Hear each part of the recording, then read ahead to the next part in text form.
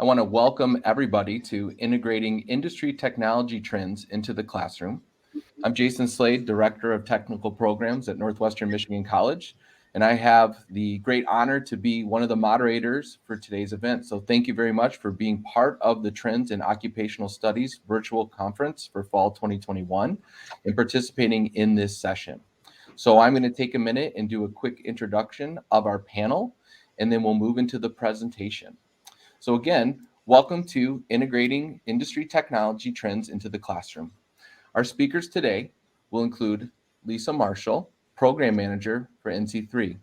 Lisa Marshall is the NC3 Festo Program Manager. She supports schools in implementing certifications within their programs and works closely with school administration as well as instructors to develop training schedules for instructors to prepare them for success.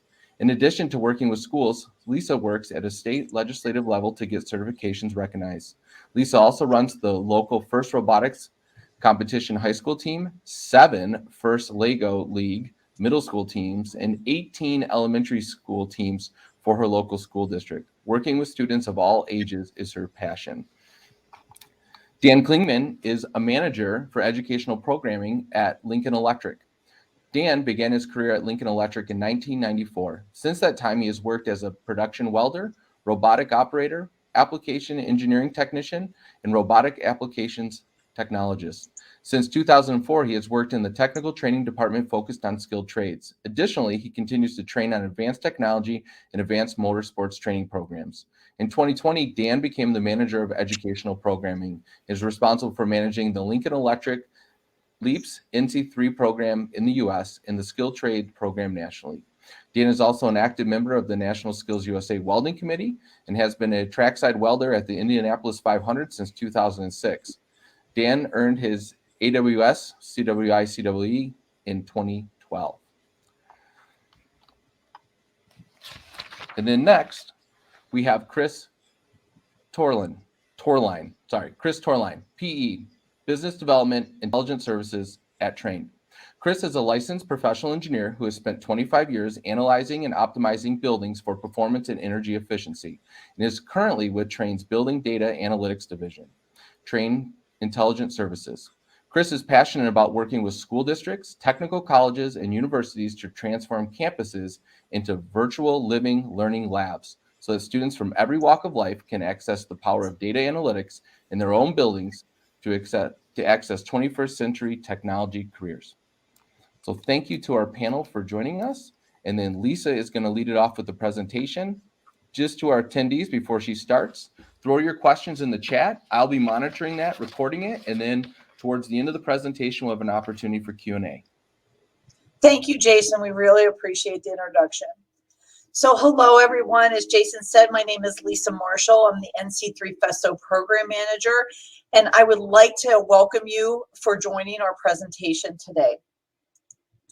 So what we're really focused on is really growing the workforce in Michigan. The national trend is to start to embed certifications into programs. By using certifications, we help to engage our industry partners with your school and enhance the program and create consistency. NC3 was developed by a college president that really wanted to engage the local industry to make the workforce better in the community. Today, we have now engaged 13 global leaders in their respective fields through NC3 to develop a more skilled workforce and really work within the school network. So you might be asking, what does our network look like? Currently, we have 200 plus leadership schools and over 880 certification centers throughout the United States, Canada, and a couple small other areas. If we take a little bit more of a snapshot of the United States, we're looking here, you can see Michigan up there at the top. I've highlighted it today. Currently, we have 40 schools that are issuing NC3 certifications in Michigan. But this is the detail that I would like to share with you is that in 2016, just a short 5 years ago, Michigan only had 14 schools issuing certifications. So the growth throughout the state of Michigan has been exponential just within the last 5 years. We also want to mention that we have the Canadian market, and particularly for Michigan, because it's so closely connected to Canada, and you can see them right across the lake. It is important to have them as being part of our network as well. So NC3 certifications can be used in many different areas in education: academic, non-credit, dual enrollment, standalone, or custom training. And they really provide the opportunity for consistency throughout your school within any of these, within any or all of these programs. The programs feature industry-based competencies. So we're looking at one of our certifications here on the screen. The front, it's a beautiful certificate for your student, but on the back is really where the meat and potatoes comes in, where we see each of the individual competencies that that student has earned in order to earn the certification. So this is really important, because when they take this certification into an interview, then they are able to really engage with that manufacturer or that business as to what current trends are. They understand the terms, they understand the technology of what that industry is hiring for. So the benefits to instructors, it's really a turnkey solution. Teaching consistency, best practices, networking with other instructors, not only throughout the United States, but through Canada. We make sure that the certifications, whether taught in Michigan, Maine, or Massachusetts, are done the same way. Benefits to students include building the career opportunities and easy transitions into industry, and help build student confidence in the workforce. One of our other big benefits to students is students do not have to pay for testing within the NC3 certification process. So there's no cost for students to test, and there's no cost for electronic flip books. You know, so this can really be a value add to your students as they come into your school and start to earn certifications. So you might be asking, where do I start? On the screen now, the NC3 certifications are really fundamentals across all CTE programs in industry, whether you're looking at Snap-on with precision measurement, Torque, Festo for AC/DC, Trane for data analytics. These are things that every employer looks to for their students today. They can easily be added into the classroom as a first or foundational skill set. We do have an expanse of certifications in transportation, building trades, manufacturing, aviation, health and safety, digital literacy, and welding. Our professional development, when we take your instructor and we train them, it really includes celebrating and sharing the successes that your instructors have within their classes, sharing lessons learned. And then we also have in-person and virtual options available in order to get the experience and be able to issue the certifications to your students. We offer visioning and benchmarking service to help inspire your facility, your faculty, and your funding to do these mutual benefits between the partnership with the school, with NC3 as the certification body, and then also with our global leaders. We create these strong industry partnership opportunities that you'll have more access when you come on with NC3 to, like the gentleman that I have presenting with me today. They come in, they can look at your labs, they can discuss what options that you have to really make yours a state-of-the-art learning lab. And then as we go into more leadership and membership options, there are specialty areas that we have for our leadership schools, including things like National Signing Day, which is where students declare their intent to pursue careers in CTE. our annual leadership summit, where we bring administrators from all over the world in order to network together, and also our membership webinars. So that's a little overview of what NC3 does and how we work.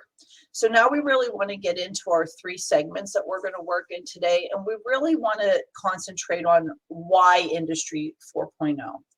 In today's market, more integration is needed to keep up with the demands of consumer goods and services.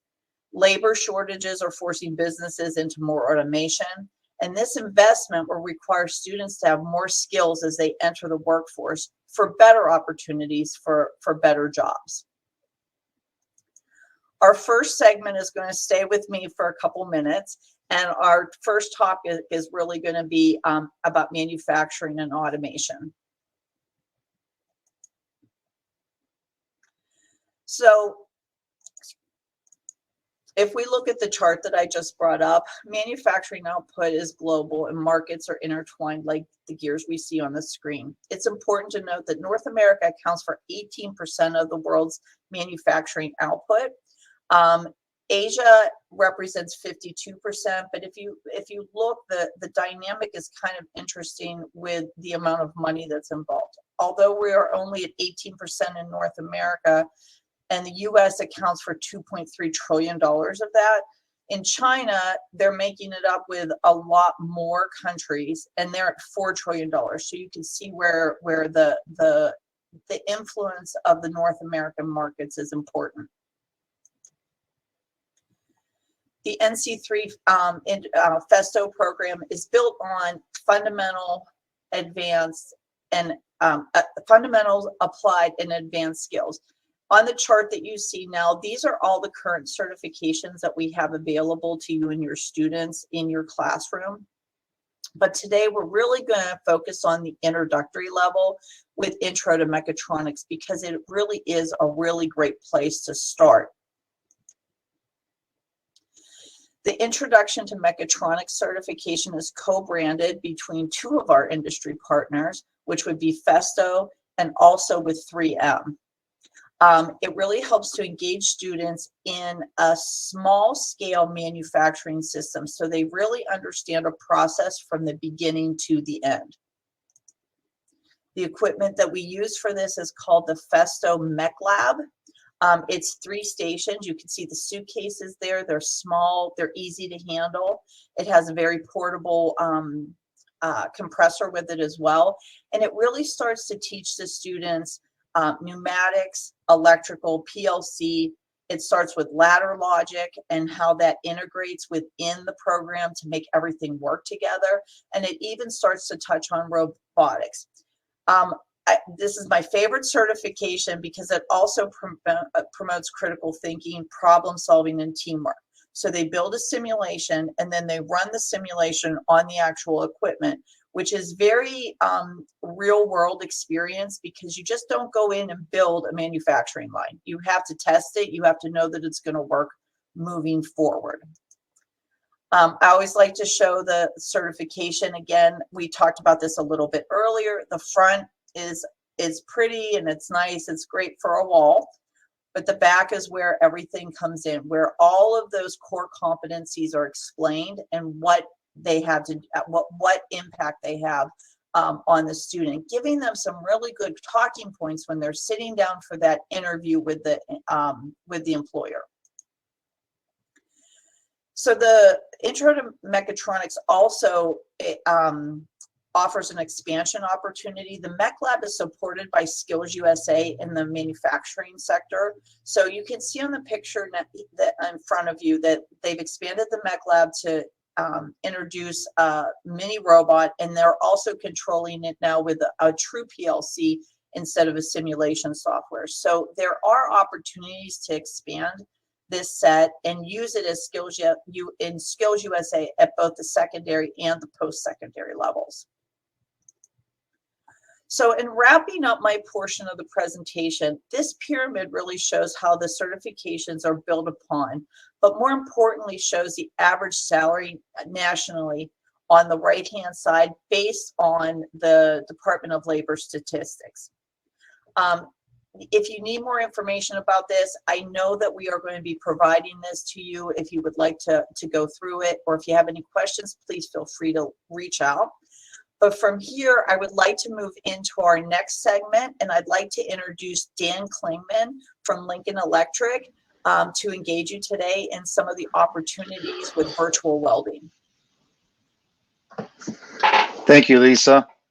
And welcome, everybody. Thanks for taking time out of your busy schedules to join us today to learn a little bit about NC3 and some of the global partners. I'm Dan Klingman with Lincoln Electric, based out of Cleveland, Ohio, at our world headquarters.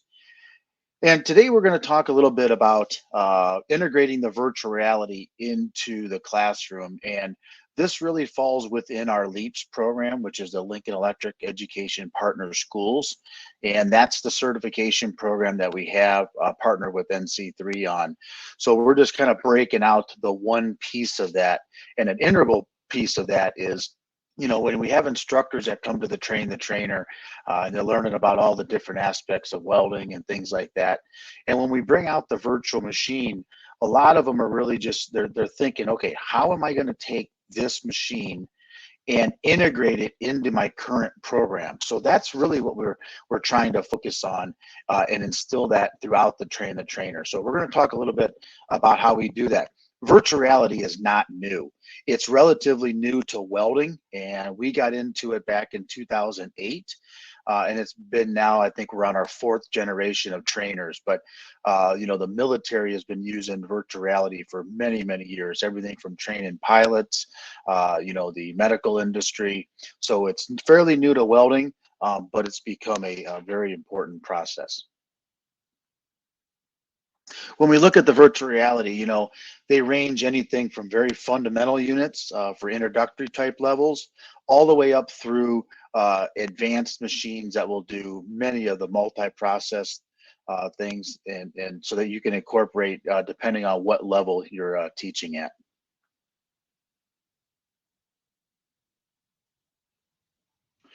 One of the newest advancements that we've been able to take and utilize in the classroom now is the ability there on the right-hand side with the dual user. When the units first came out, there was one person that could weld at a time. Now we offer the dual user, and now we can have 2 different students welding at the same time with different processes. Now, I say 2 different people welding, but there's also going to be, typically there's about 3 students at each station. So on the dual user, we'd have about 6 students total. And one person is welding, the other person is kind of running the controls, and the third person is kind of in circulation, and they're learning very rapidly from the person in front of them on what they did right, what they did wrong. And that's the really unique thing about virtual reality. The feedback is instant. They're not waiting for the instructor who may be out in the welding booth where the students need more supervision. It's automatic feedback to the students, and they know immediately what they need to work on. Basically look at their lowest score and work on that.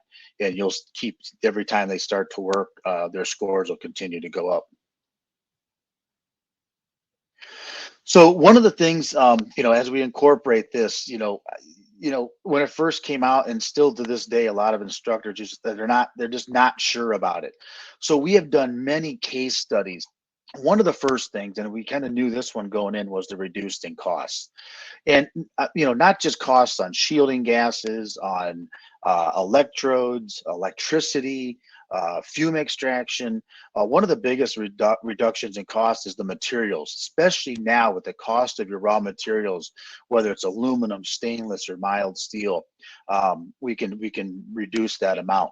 And what we have to help you with that is the ROI calculator on our website.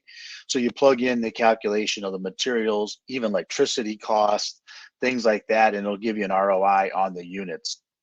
The third point there was really interesting, 42% certification rate increase. And what we mean by that is we took a group of students and trained them traditionally, and we took a group of students, and this was done by Iowa State, and trained them with integrating the virtual reality. What we found was that the students that integrated the virtual reality were able to accomplish more certifications in the same time frame. So think about that. look at when you're in the welding shop, how much time it takes the student to go over to the bin of steel, grab the steel, prep the material, tack it together before they can ever start welding. On the virtual reality units, you just hit a button and you have a new coupon. So they were able to do things much quicker.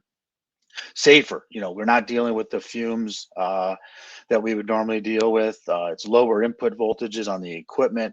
The next one there, the mobile learning. Some of these units are very portable as far as the engage. And then we have the transport. So they've gotten much smaller and much more portable. The remote learning, this has been a huge technology thing, especially for the classroom. We wouldn't have been able to really stand up our virtual training for our Train the Trainer if it weren't for the new streaming capabilities of these units. So with a small streaming device, we can incorporate that and actually get the live screen of the virtual welder up in whatever platform you're using, Zoom, whatever it may be. And the students can really see the screen. And it was really helpful for doing hybrid type stuff. The other one is the lesson mode. So, these machines, when a lot of people think of them, well, they're just there to show you or teach you how to weld. Well, there's a lot of different things that these do, and this is what we really expose the instructors to. First of all, if the student doesn't know how to read a welding procedure specification and set the equipment up properly, they're never going to get to the point where they can weld. So that's the first thing. We teach them how to set the equipment up and how to interpret our WPS. The second part is learning and mastering the technique. The third part is the theory button, and I'll show you here in a minute. The students can learn, even with the instructor not in the room, standard terms and definitions that are used in industry. Here, one of the newest additions also is, they'll do multi-process, but one of the biggest additions recently was the addition of the GTAW and also adding aluminum, stainless, as well as the carbon steel. So we've been able to make it much more realistic, adding these different materials.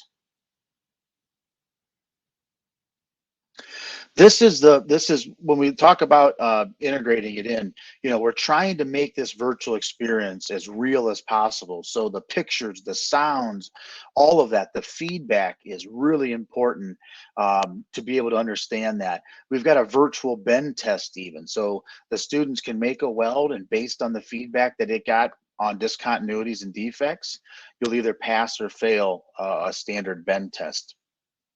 And then also there in the bottom left, the students have to be able to interpret that welding procedure to pick the right gas, set the right flow rates. And then the tracking screen on the right shows them immediate feedback on where they need to improve on.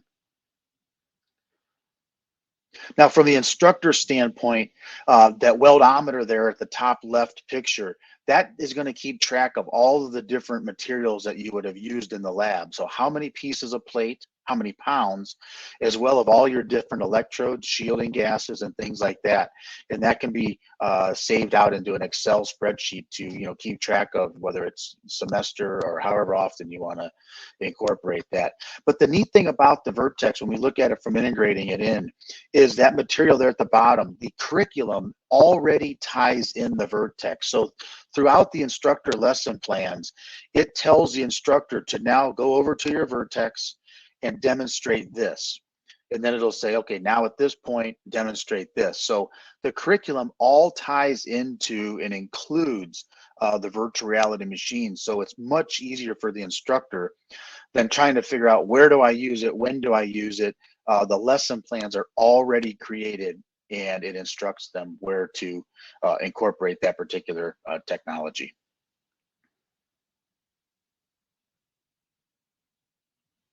One of the newest things that we've been able to add, working with Harris Products Group, a subsidiary of Lincoln, is adding the cutting. So adding the oxy-fuel cutting lesson to this has even made it more valuable to the classroom. So depending on what unit you have, it may or may not be upgradable, but this has been a huge addition as part of the universal torch that we have. We can add the oxy-fuel, teaches them how to set the different regulators, the different pressures of the gases, and things like that. So that's been very helpful.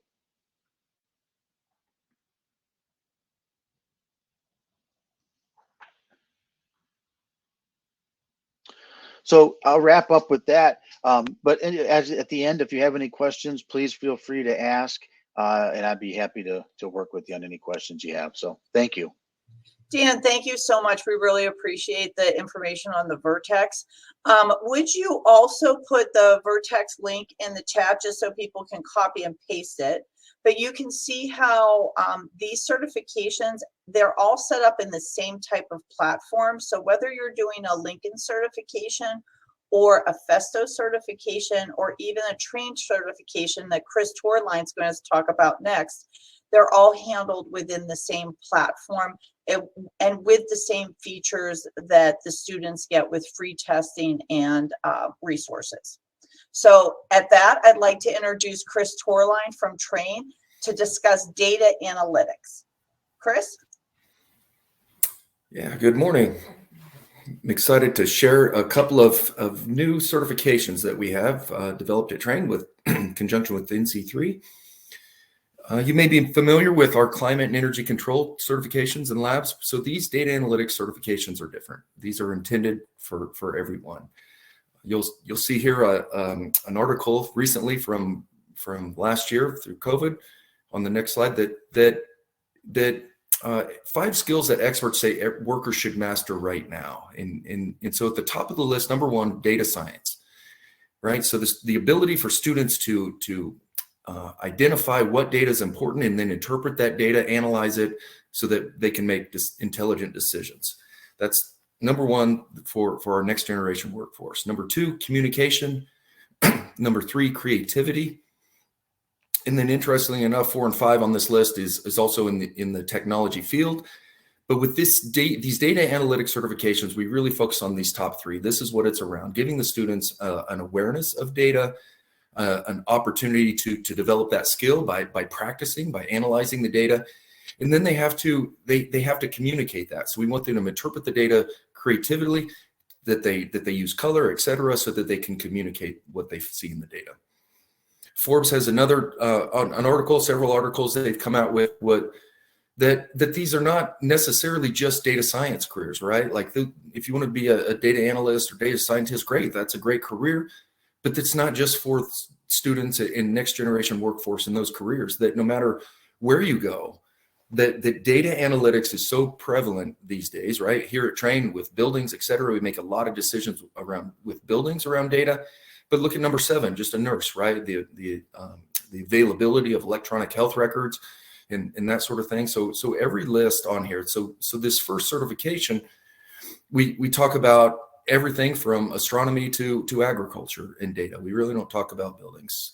It's broad based. We introduce the topic of where data is, how prevalent it is in the world, no matter what career path you're going into. And we give the students an introduction to Tableau, a data analytics software. And the beauty of this is that there's no additional labs or other information that you have to buy. The students need a computer, but Tableau Public is what we use. It's a free software. The data sets are free. They're public data sets. And so in addition, if your teacher gets to the NC3 training, that you're really about to set up with a computer. So it's really available for everyone inside of your school.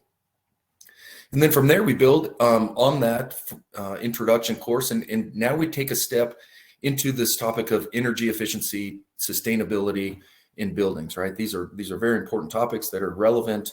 And I find often that young folks are very passionate about understanding their world, energy, sustainability, et cetera. And so again, here we build on that. We also introduce Tableau. And now the students are again using that creativity and also those communication skills to analyze a data set. But now it's around energy or climate. We introduce some things around building energy. Buildings represent 40% of energy consumption in the United States. So it's very important and relevant.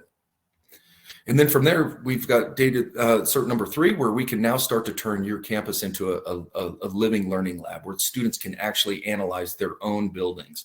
And so we can take energy data from your building, use that in a data set. We introduce Trane Energy Optics, which is a very powerful data analytics software that myself and others at Trane use almost every day. And we find that students, even in middle school, and even they really understand how to use that and start to make those connections of what's going on in their building. And then we can dig further, deeper with building data, right? If we can now start to step into whatever data we have available in the building, look at building pressures and temperatures, and indoor air quality is a big topic these days, right? And equipment and pumps and fans, et cetera, and whatever that is, that they can start to make the connection of what's going on in their world, and really, again, focusing on how to make intelligent decisions, optimizing our buildings using big data. So cert number one, we've been teaching for about just this calendar year here, less than a year. Been a great response, and we look forward to expanding that. Here you can see on the next slide there's a couple of charts. These are the product of what the students have to create. It's called a dashboard. It's a couple of visual graphics on a data set, and you can see they've used color and different types of charts to analyze the data, and then each student has to create one of these with a data set, and then explain it, communicate it to their class. In Cert 2, we step into the realm of energy and sustainability. We start to talk about topics like how does energy get to your building? How does electricity get there? The power grid, renewable versus fossil fuels, and what are the trends? We talk about what some of the industries like Trane are doing in the realm of energy and sustainability. We introduce the topics of carbon emissions. At the end of the day, that students take a data set that's related to this topic. They can pick anything they want and then communicate what they see in that, right? Whatever their opinion or whatever they want to understand, they can analyze that. And then here's some examples of the data that's available and that we can put into the classroom. So whether you have one building on campus or want to turn your entire campus into a virtual living learning lab, we can do that. We can show them the energy data. We can compare that to weather. We can explain temperatures and time of day and peak energy use and these concepts that are relevant, so that the students understand what's going on. So we have a very powerful way of introducing data in their world from their own buildings. This isn't something off campus or in a textbook. This is their real world that they can analyze and see the relevance of it. And from there, really the possibilities are unlimited, right? Through a connected platform, which is really just obtaining data from the building, putting it on the cloud, we can then put it in the classroom. So if we have building data, then we can also introduce city data or county building data or local power stations, whether it's a solar grid or a wind farm or battery storage, that the students can now start to obtain that data from their communities and introduce it in the classroom.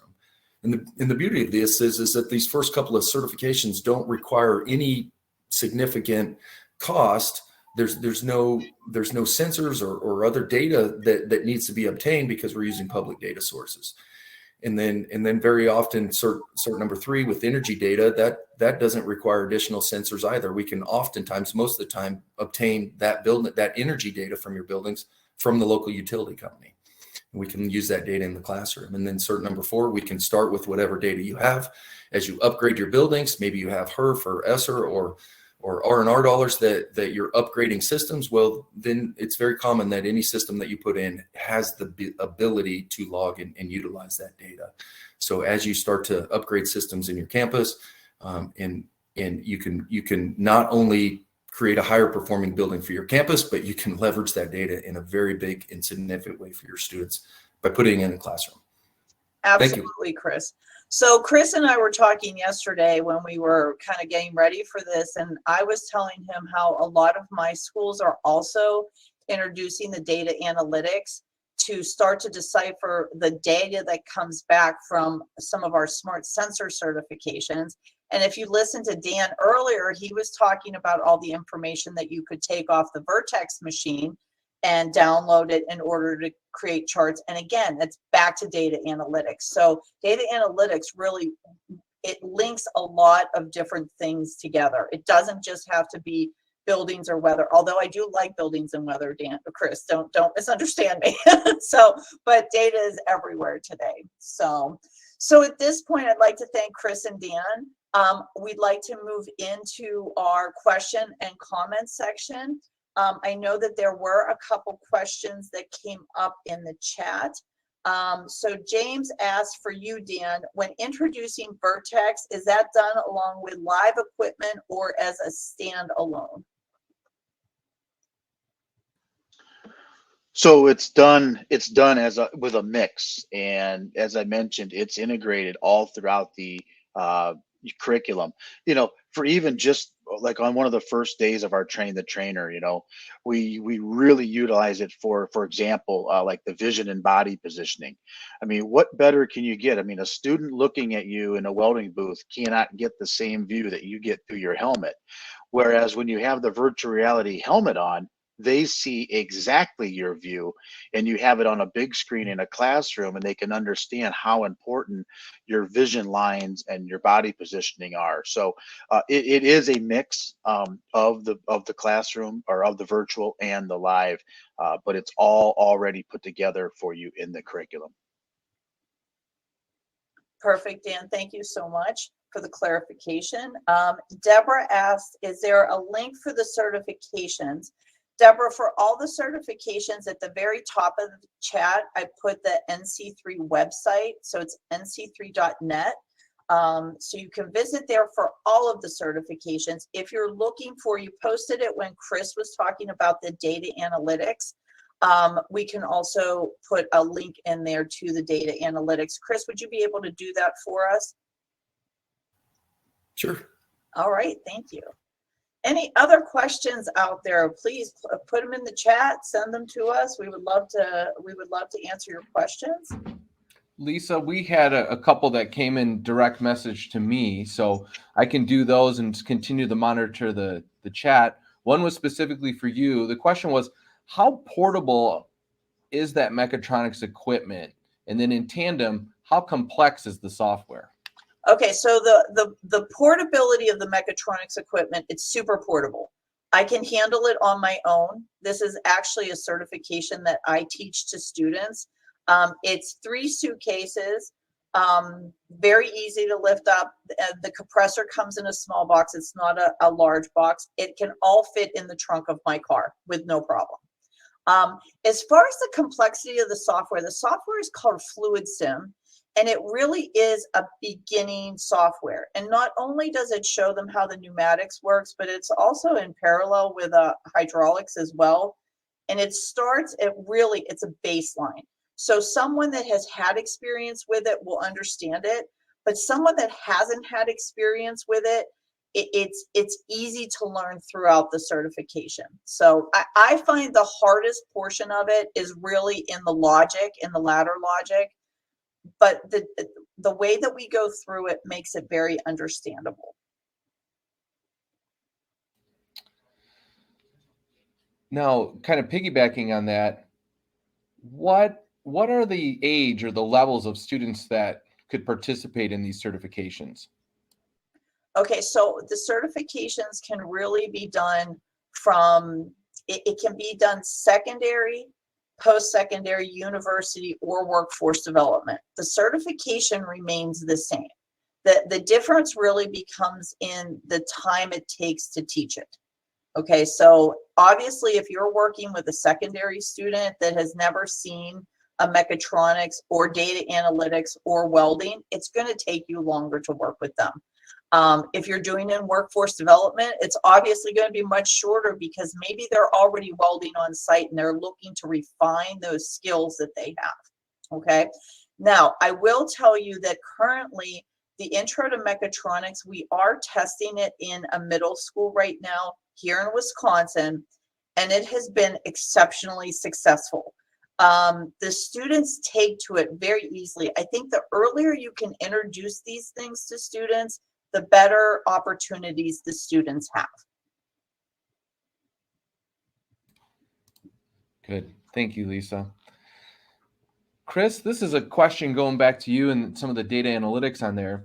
Is this certification just for HVAC students, or would other areas be interested in this? No, it's not just for the HVAC students, although it certainly applies to them. The first certification is really broad-based. We don't really talk about buildings or HVAC or energy at all, really. So it's really intended to apply to a broad base of students, right? Virtually every student coming out of school these days. And I would say even the second certification, the same thing, that because it's energy and sustainability and these topics that are relevant to everyone, that the students gain this awareness of data in their world, right? And as we get to the higher certifications, now maybe that's a little bit more geared to just folks that maybe want to take a deeper dive into buildings and energy and building operations. But certainly the first two are open, and I would recommend them for every student. Great. And we had thanks, Chris, on that one. We had one pop in the chat, Lisa. We'll throw out to the group on there. I see cybersecurity listed. What are you using for this? Okay, so, and I also put it in the chat, I was typing as you guys were talking. So we are working, the platform that we're using for the cybersecurity is we're going to be working off of this Festo CP Lab or CP Factory. CP stands for cyber physical. So what it does is it starts to integrate all of the different components together, whether it's your pneumatic, your hydraulic, your electrical, your robotic, and it brings it into one piece. And then what we do is we analyze how to store that data and make sure it stays secure within your framework. So that's the platform that we use. It is the CP Factory or the CP Lab.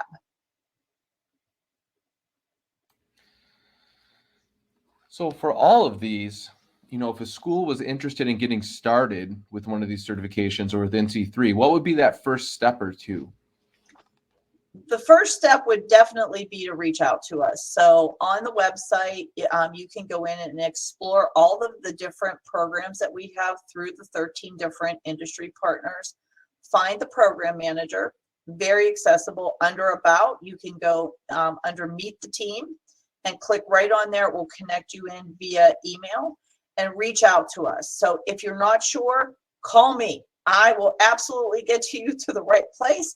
I will put my information in the chat so you can do it. And then also up on your screen now are mine, Dan, and Chris's information on how to get a hold of us. You're welcome to reach out, as well as Roger Tedeschi. He's our executive director for NC3. We would be more than happy to get you connected with the right people within the program. That's great. Any last questions in the chat on there? Lisa added her email address. If you care to reach out, she can make that connection, obviously directly to her or to any of our panelists today. Well, Chris, Lisa, and Dan, this was very informative. You gave a wonderful overview of the certifications, but in particular, how to deliver it to that right age group. So whether we're focused on workforce, traditional education, or something else, you really gave us the mechanisms to be able to implement these in our own institutions. So thank you very much for being part of Trends today. Jason, thank you for moderating. We appreciated being here, and we hope everyone has a wonderful day. Go visit another session and have a great time. Great. Thank you. All right. So thank you, everybody. What happens is from 11 to 11:15, there is another breakout networking session. That's an opportunity to go network, visit the expo, and other pieces on there. And then in the afternoon, we'll be moving into a series of roundtables, end of the day recaps, and other things. And again, remember those roundtables are across multiple disciplines. They're open to anybody. So feel free to jump in and out, participate in ones that maybe you already have an interest in, or maybe an area that you're exploring. So do take advantage of those networking opportunities.